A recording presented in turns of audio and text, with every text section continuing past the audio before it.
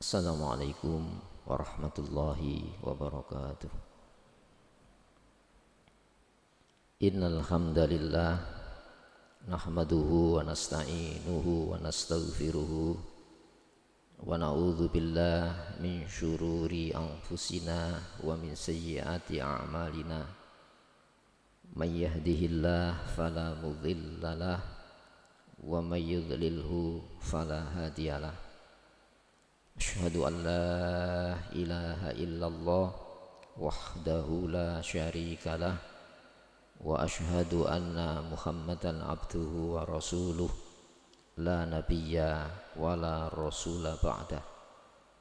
Allahumma salli wa sallim wa barik ala Muhammad wa ali Muhammad kama sallaita wa sallamta wa barakta ala Ibrahim wa ali Ibrahim fil alamin innaka hamidum majid. Amma ba'du.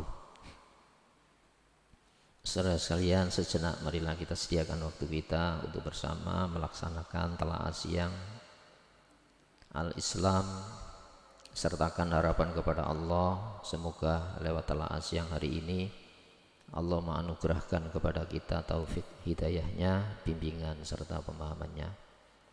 Untuk itu hadirin, marilah kita buka telaah al-Islam siang hari ini dengan basmalah. Bismillahirrahmanirrahim. Saudara sekalian, kita dihadirkan oleh Allah di dunia ini dibekali pemahaman-pemahaman untuk apa kita dihidupkan oleh Allah. Sebab dari pemahaman ini akan lahir sebuah sikap yang mesti kita jalani. Ya, tanpa pemahaman, bekal pemahaman yang benar, ya, kita akan menjalani kehidupan ini dengan salah. Walaupun ya, kita percaya Allah, tapi petunjuk pelaksanaan kehidupan kalau tidak menggunakan standar yang Allah fahamkan, maka terjadi salah faham. Ya, itu yang disebutkan tersesat di dalam memahami tujuan hidup. Hadirin rahimakumullah, Allah tegaskan, ya, kita ini punya jabatan. Jabatan itu yaitu hamba. Di mana hamba itu ya dimiliki, diperintah, dilarang, ya semuanya hasrat-hasratnya harus distandati oleh yang mengadakan, yang menjadikan hamba. Makanya disebut abdun. Nah, dari kata abdun ini lahir kata ibadah. Dalam surat Al-Dzariyat yang sudah sering kita kenal, kita dengarkan, Allah berfirman, Bismillahirrahmanirrahim, wa ma khalaqtu. Nah, di sini ada penegasan yang membatasi.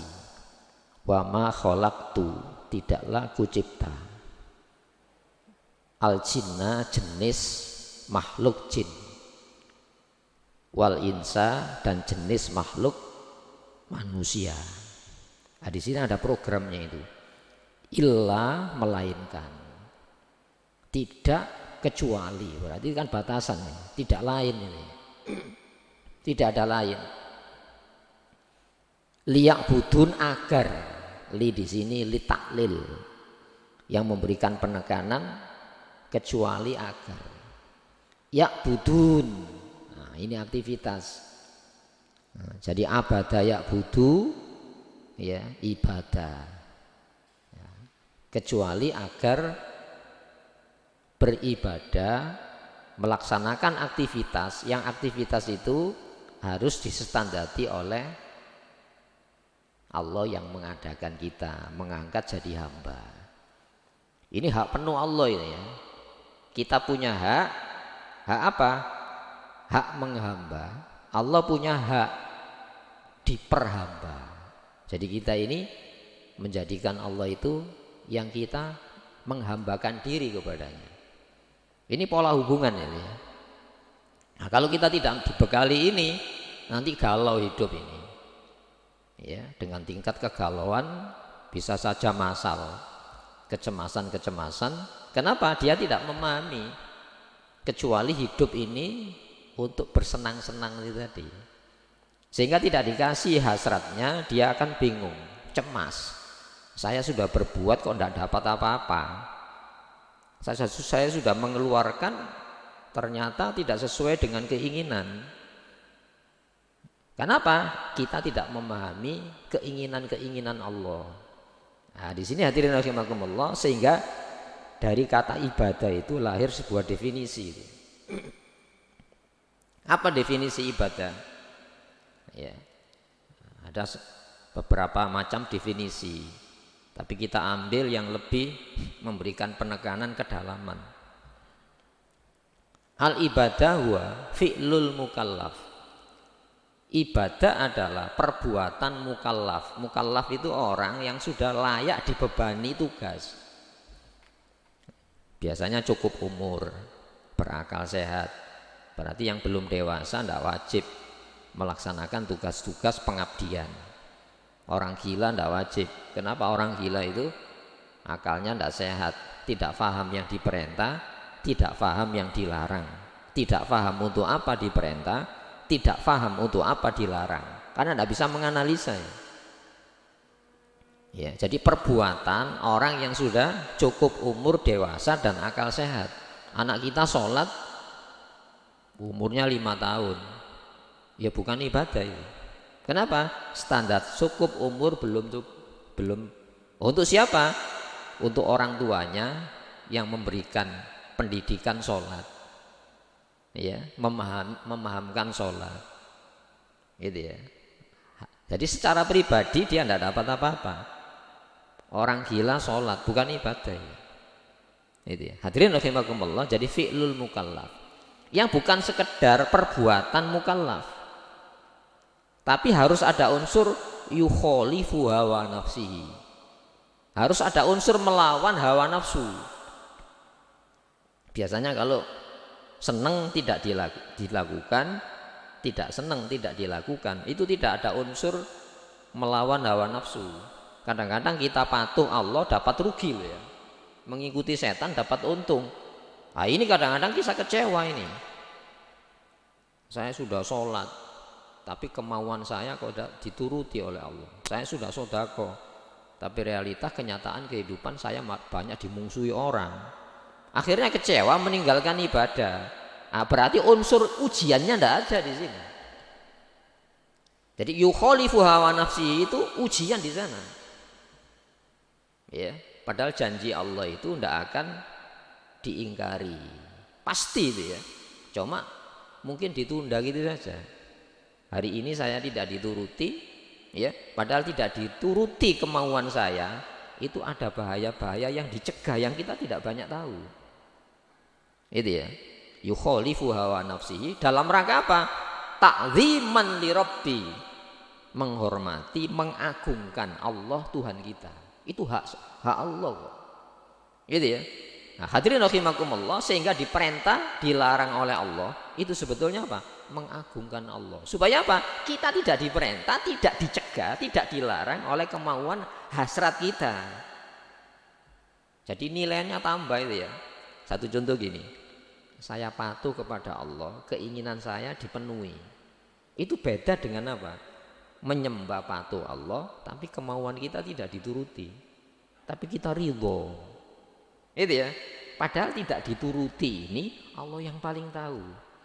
Di saat mana keinginan kita dituruti, ya, bisa saja di dunia, bisa saja di alam kubur, bisa saja di alam akhirat. Itu ya. Atau mungkin dengan kebaikan orang tua, anak kita terproteksi dari bahaya-bahaya. Sehingga apa?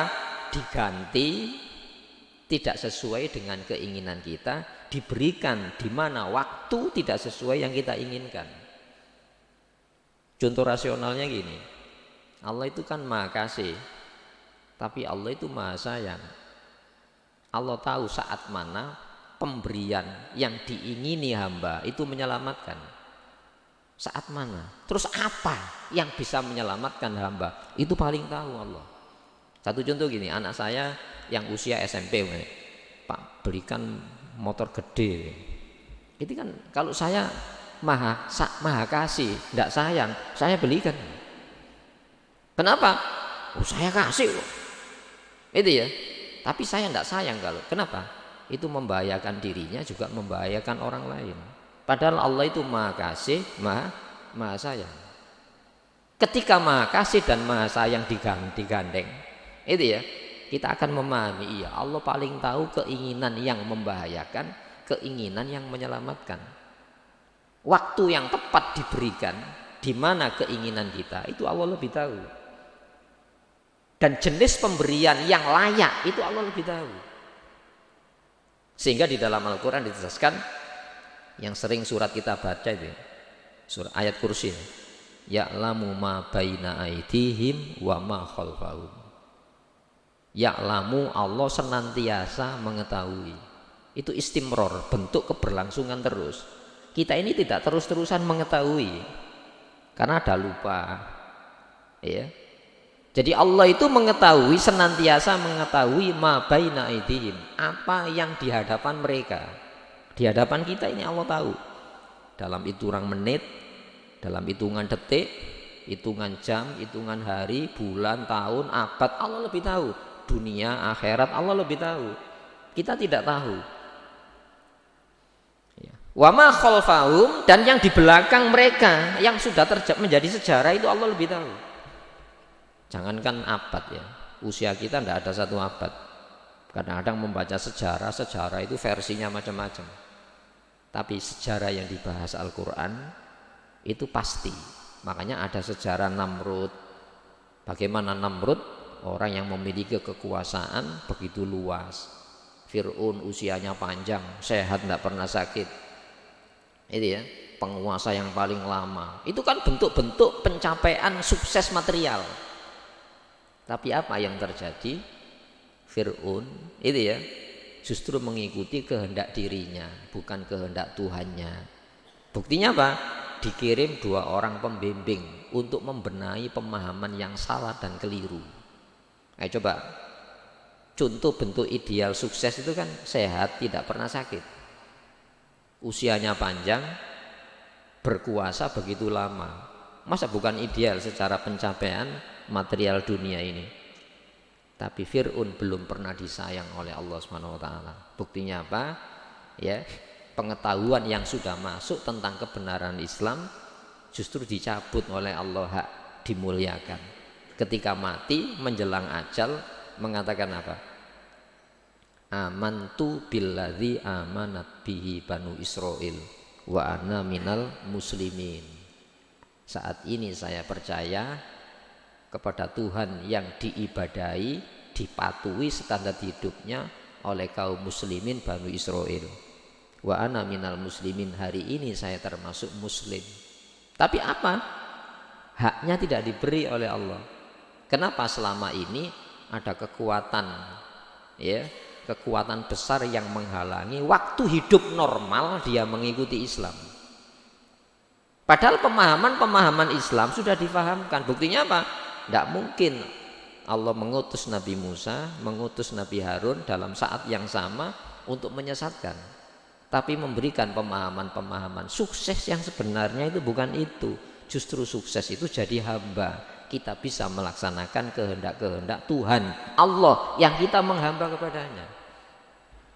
Nah, hadirin rahimakumullah, mungkin pemahaman kita tentang sukses dan tidak sukses menggunakan standar bukan Allah.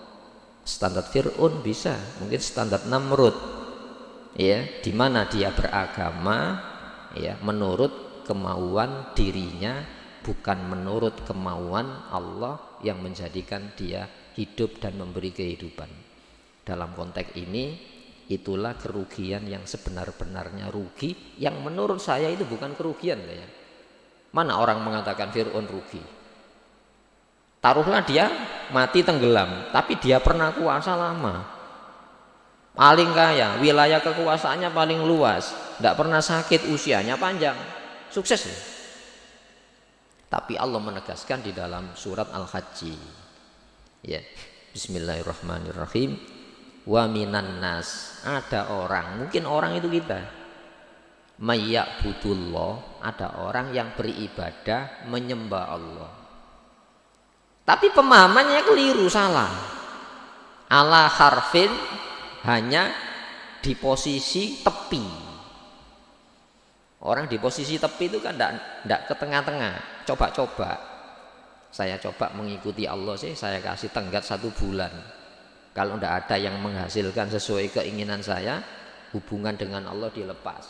Maka cari standar hidup yang lainnya. Di tepi saja. Kalau senang diteruskan, kalau berhasil diteruskan, kalau gagal dia berhenti membangun koneksi hubungan dengan Allah. Kemudian apa tandanya? In asobathu khaira. Kalau dia mendapatkan dalam kepatuhannya kepada Allah apa yang diingini, kesenangan yang diingini, iya ternyata bersedekah itu ya rezeki saya lancar-lancar saja. Itu janji Allah. Pertanyaannya gini, apa enggak kita menghadapi ujian? Suatu ketika kita bersedekah, rezeki kita macet. Ini kondisi rasional ya. Nah, kalau maunya gini, ada orang berperkara, dia tidak punya uang untuk menyewa pembela hukum, tidak punya penasihat hukum. Ini kasus-kasus yang dihadapi orang punya kekuatan material yang begitu besarnya. Dia bisa merubah keputusan-keputusan, dia kalah. Apakah yang benar yang dikalahkan ini rugi? Secara material rugi. Tapi dia akan diganti oleh Allah dengan ketenangan batin. Yang ketenangan batin itu tidak ada bisa diselesaikan dengan material. Hal-hal yang sifatnya materi. Nah, makanya tanda orang ini salah di dalam memahami hubungan ibadah dengan Allah. In asobatu khaira itma'an nabi. Dia merasa tenang kalau di dalam ketaatannya kepada Allah itu keinginannya dituruti.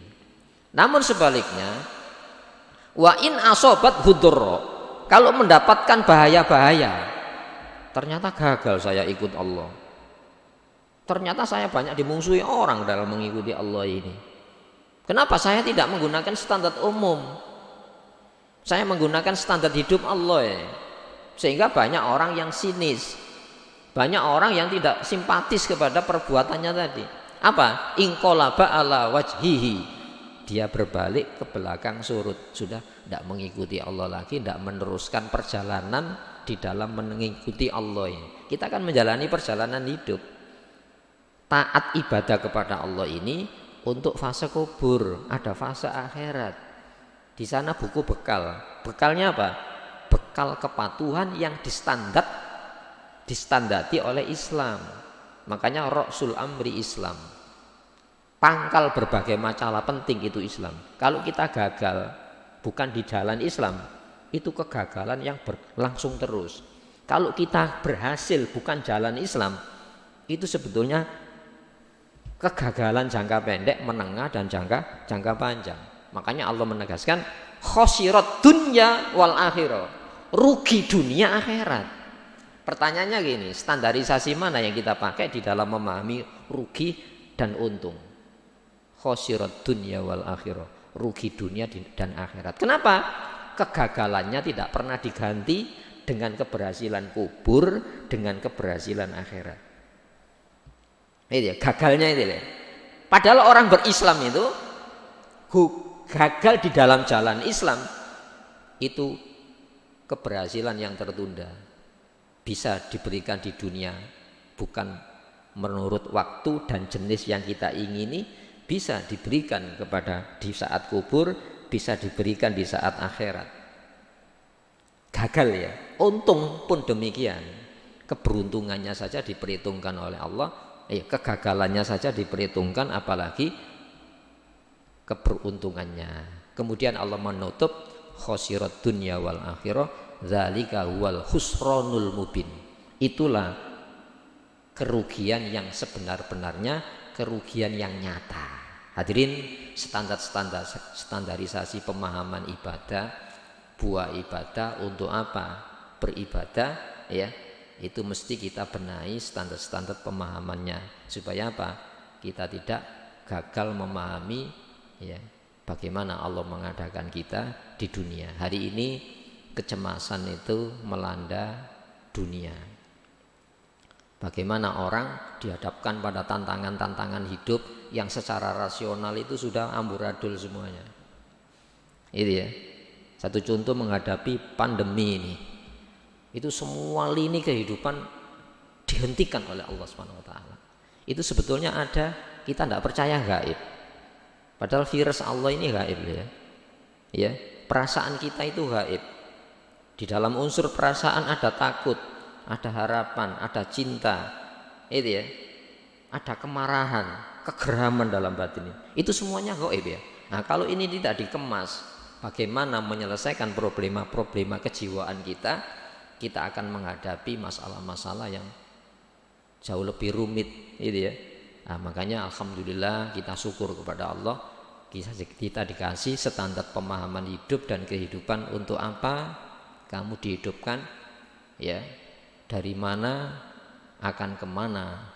Ini pemahaman-pemahaman yang mesti menjadi landasan kehidupan kita, yang dalam bahasa falsafat sekarang disebut ideologi, gitu ya. Pandangan hidup. Kenapa? Kalau kita salah memandang kehidupan ini, kita akan menjalani kehidupan ini dengan salah. Dan salah ini fatal. Tidak saja dunia kecemasan terjadi, ini sampai di akhirat. Oleh karenanya Allah menegaskan wa yasta'jilunaka bil azab.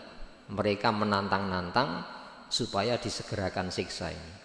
Itu orang kalau sukses kan itu. Saya tidak memakai Islam ya sukses. Saya tidak memakai Islam, dengan teknologi kedokteran saya sehat. Dengan teknologi pengelolaan lingkungan, bersih lingkungan saya tanpa Islam. Coba mana datangkan siksa itu. Wala yukhlifallahu wa'dahu. Allah tidak akan pernah mengingkari janji maupun ancamannya. Ya, wala yukhlifallahu wa'dahu. Wa innal yauma inda rabbika ka'alfisanatin mimma ta'udun. Sesungguhnya dimensi akhirat itu, ruang waktu akhirat itu, sehari di sana itu 1000 tahun. Kita harus percaya itu, ya, karena kita orang yang percaya, tidak saja percaya peristiwa kiamat, tapi bagaimana memahamkan hidup di akhirat itu ada di dalam Al-Quran. Kalau kita salah memaknai hidup di dunia, pasti kita akan salah memaknai hidup di akhirat. Satu contoh, orang-orang yang beragama bukan Islam itu percaya azab kubur, percaya kehidupan setelah mati, percaya surga, percaya neraka. Tapi pemahaman bagaimana mencapai kebahagiaan di sana itu yang mesti dibenahi. Karena pemahaman tentang akhirat tidak sama dengan yang Allah fahamkan. Pemahaman tentang kehidupan tidak sama dengan yang Allah fahamkan. Hadirin rahimakumullah, justru kemuliaan kita saat kita diangkat jadi hamba, di mana hamba itu dipilihkan. Kamu tidak tahu bahaya, saya pilihkan. Ini loh, jangan dilakukan, ini bahaya.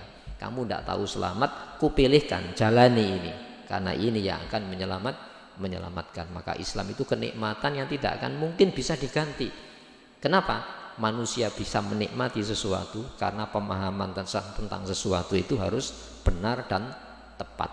Tidak ada informasi yang akurat, tidak ada informasi yang valid tentang bahaya dan selamat kecuali dari Allah yang maha mengetahui segalanya. Saya pikir itu yang dapat saya sampaikan sebagai telaah siang hari ini. Mungkin ada yang perlu didiskusikan dari materi yang singkat tadi. Monggo saya persilakan kalau ada.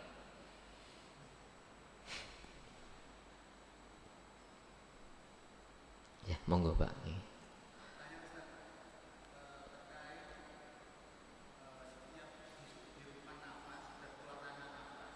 Iya. Iya. Ada taktiknya.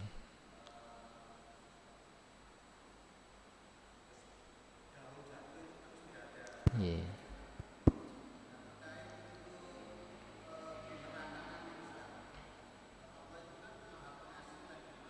Ya, ya.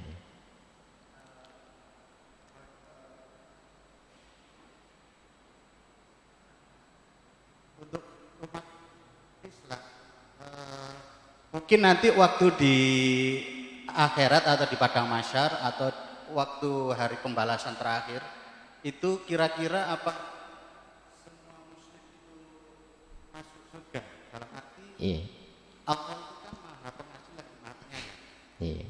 Dalam arti kita seumpama mau setelah dihisab ternyata kurang bagus. Iya. Kalau kita minta ridhonya bahwa saya minta penyayang Allah, seperti apa? Iya. Terima kasih. Hadirin rahimakumullah. Ada rukun iman yang keenam, percaya kepada qada qadar. Qada itu keputusan, qadar itu ketentuan, takdir itu kepastian. Meskipun ketika kita membahas takdir ya sudah ketentuan, padahal urutannya apa? Qada keputusan, kemudian qadar ketentuan, takdir itu kepastian. Karena takdir itu setelah peristiwa kan. Jadi setelah peristiwa itu pasti.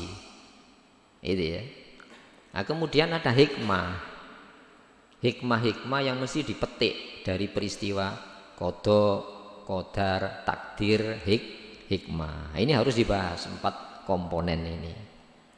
Supaya kita memahami dan memahamkan benar. Kadang-kadang ya pemahamannya ya keliru. Saya tidak nurut Allah tapi harapannya kepada Allah, tidak menurut cara Islam tapi berharap kepada Allah. Ini contoh yang sederhana, kita mencuri dengan berbagai macam istilah sekarang ini. Lu saya kan beribadah kepada Allah, mencarikan nafkah keluarga.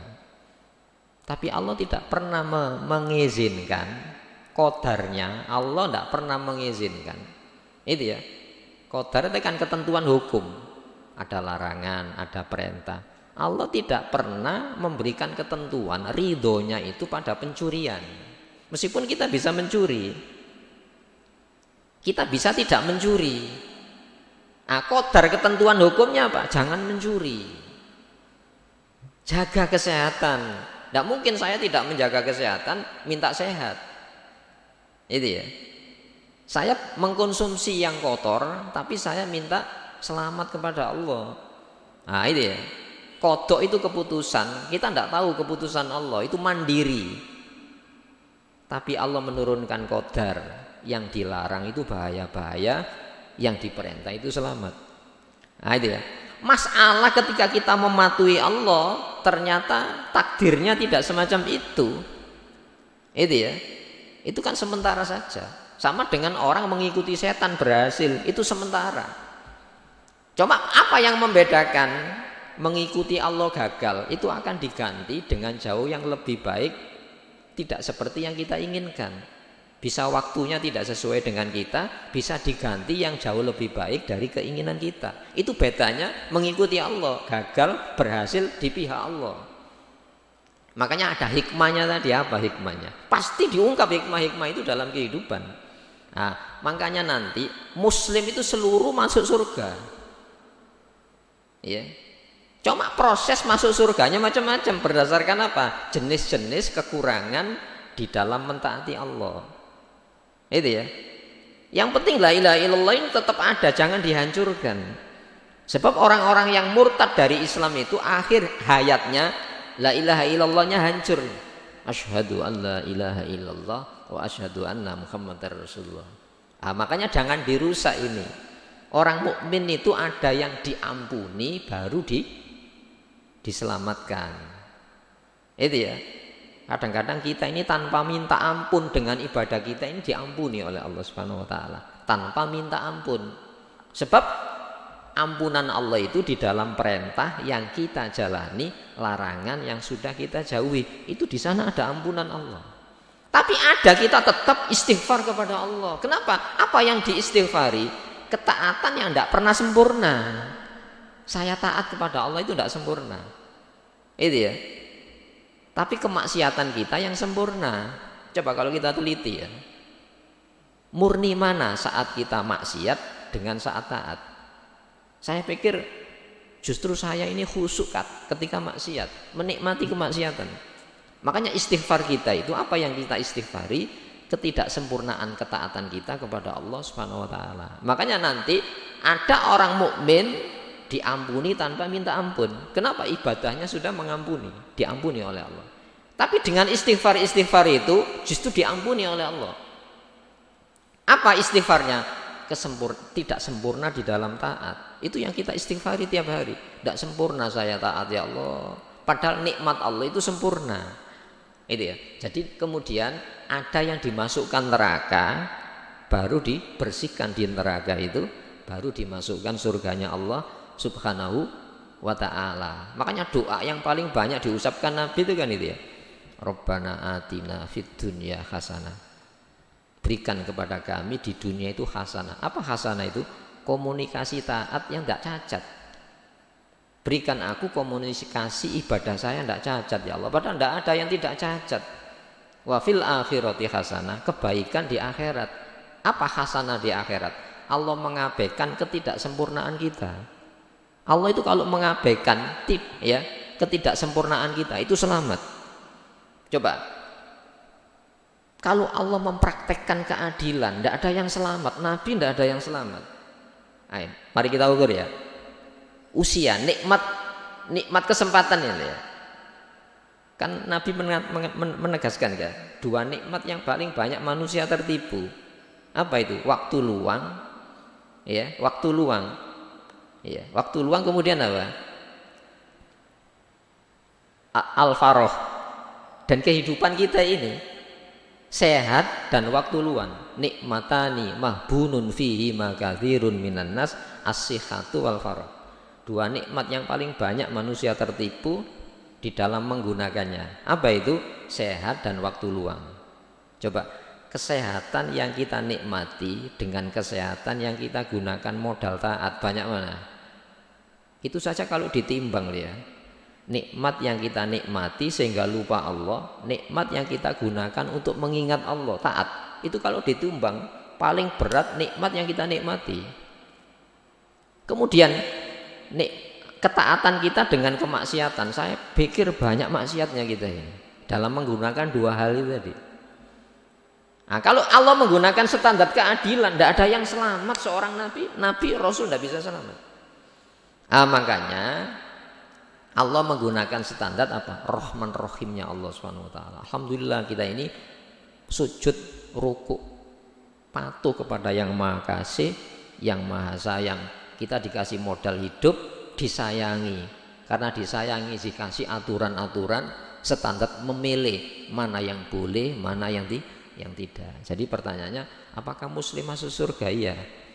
Tapi jadilah muslim-muslim yang dimasukkan surga, itu ya, karena rahmat Allah Subhanahu wa taala, sehingga kita tidak akan pernah sombong dengan ketaatan yang kita jalani. Di dalam Quran disebutkan wa yuhadzirukumullahu nafsah. Allah mengancam kamu dengan Allah. Jadi Allah itu ancaman. Allah memberikan perhatian tentang Allah. Nafsahu itu Allah. Itu ya, hati-hati ya dengan Allah. Kalau Allah menggunakan standar keadilan, seorang Rasul tidak pernah selamat dari neraka. Nah, makanya jangan sampai kita ini dihadapi oleh Allah karena kesombongan kita dengan keadilannya. Tapi kita akan disambut dengan kasih sayangnya Allah Subhanahu wa taala. Saya pikir itu Bang. Masih ada mungkin?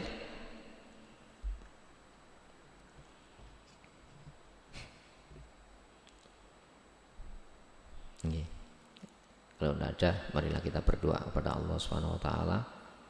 Semoga bahasan yang kita telah pada siang hari ini diantarkan oleh Allah menjadi hidayah bagi kita. Allahumma shalli wa sallim wa barik ala Muhammad wa ali Muhammad. Walhamdulillahi rabbil alamin. Rabbana zalamna anfusana wa illam taghfir lana wa tarhamna lanakunanna minal khasirin. Rabbana la tu'akhidna in nasina aw akhtana.